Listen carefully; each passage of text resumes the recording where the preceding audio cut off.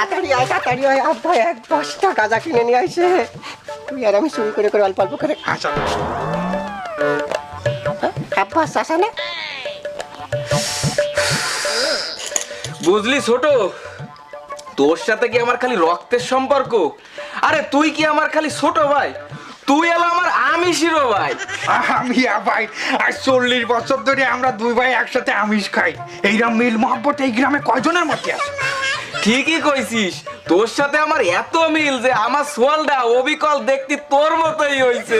আরে মিয়া ভাই আমারটাও তো তোমার মতো হয়েছে, দাড়ির কাটিং মাটিং দেখো না তোমার মতো।